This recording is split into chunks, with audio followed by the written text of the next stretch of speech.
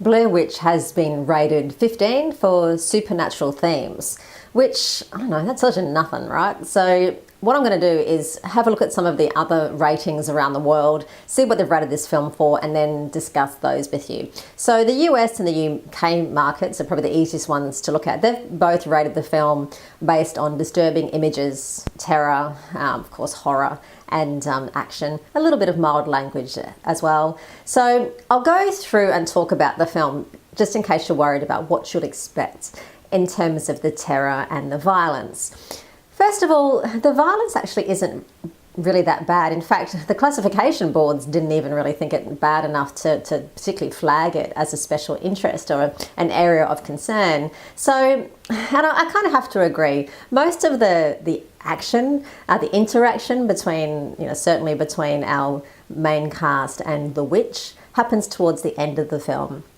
This film is very much about the lead up and the build up. So it's very effects driven, particularly the sound. The sound, I think, is the winning feature of this film. The sound design is absolutely extraordinary, and the sounds alone will probably keep you on edge throughout the film. There's lots of, creaking sounds and cracking branches and things falling and rumbling and really loud sounds, and you don't know what they are, which obviously adds to the sense of fear. So there's quite a few jump scares in the film as well. These are false scares, so people kind of walking up behind other people, all those kind of stuff. So you might jump a few times. But really when it comes to actual violence, most of it's talked about. So you hear stories through the film of, kids having blood taken from them, someone being hung for their crimes, murdered children, a child being snatched by a hand reaching out of the water and the child drowning. So stories are told, and again, this is meant to build up the atmosphere, the tension, and the feel of the film. And this does work quite well. I have to say, I found it quite effective in the way it does build up the sense of terror rather than actually show you anything. So probably the most violent scene actually happens at the end, where someone is stabbed. So you see somebody stabbed in the neck, and you see the knife protruding from their neck. That's really the only bloody violence you see.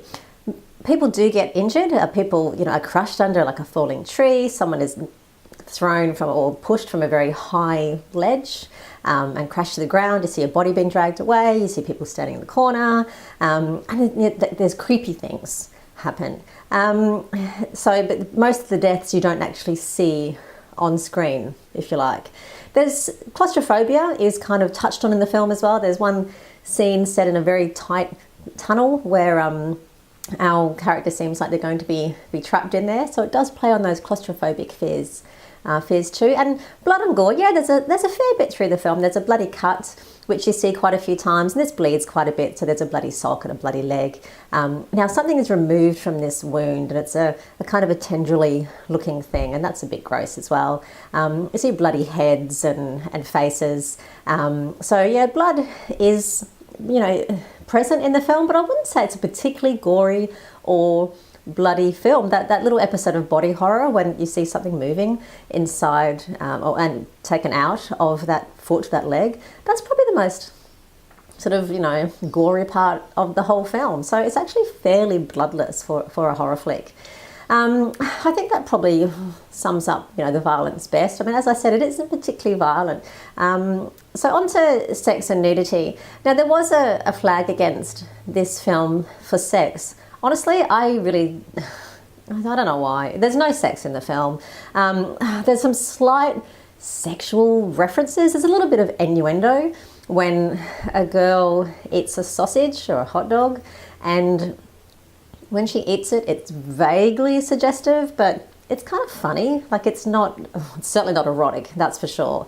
So there's a sexual reference there. And there's one scene when a girl sort of jumps into a guy's tent because she hears something sort of strange outside.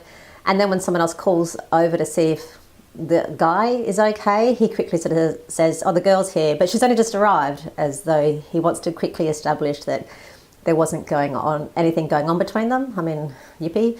Like it's really lame stuff. So why it's been flagged for sex, I don't know. And nudity, again, there's girls wearing short shorts, but no nudity in the film. So, no worries there. I mean, you do see the witch in the background, and in the distance in one shot. That's one of the few glimpses you actually get of the witch.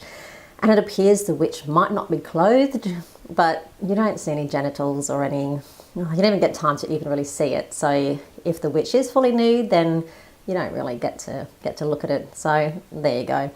Alcohol and drugs. There's a little bit of alcohol in the film.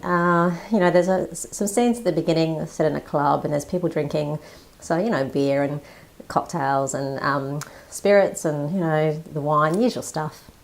And there's a bit of intoxication. You can see that there's some friends get a little bit drunk on some, I think it was not Jack Daniels, and even Jim Beam, I don't know, one of the spirits. So, Johnny Walker, there you go. So they'll get a little bit drunk and then go to sleep. So nothing huge there.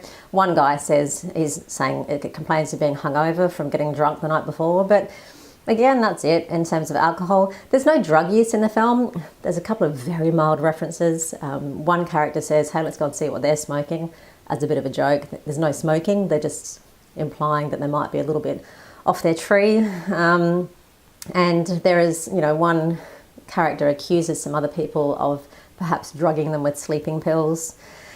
So, like I said, very vague references, but no drug use, and, overall pretty clean. The other thing is the swearing. I mean, while this film has been flagged by the flagged by the classification board for language, there really isn't a whole lot. There's a few F words, a few S words, A words, and that's about it. There's one obscene finger gesture. Really, like it's nothing huge, particularly for a film which is rated 15 plus and R in the States. So interestingly, I think this film, that the reasons why it's achieved its kind of higher rating is purely just for the horror and the terror, which is mostly based on tension and the idea of being pursued by this supernatural force. You don't actually see a whole lot. It's the atmosphere which really sells this film. Now, whether I liked it or not, I did like it. I know that this film is getting very mixed reviews. I happen to really enjoy it because I loved the first film. I was one of them, from the generation where I was around when it first came out. I saw it at the cinema, and I remember people's reactions where they really did believe that this was real found footage. They believed everything they saw on the screen, and people were terrified. So what I like about this film, it pays homage to that. While it's not kind of a remake, but it's not really a sequel. It's almost as though the film has been repackaged for a contemporary audience. And I think that this film will then be a launching pad for sequels and subsequent films. So I think that's why I enjoyed it. For what I think they set out to do, I think they've achieved that very well. And as I said, I do feel quite a few of the scares, and the atmosphere certainly is very effective, mostly due to that incredible sound design.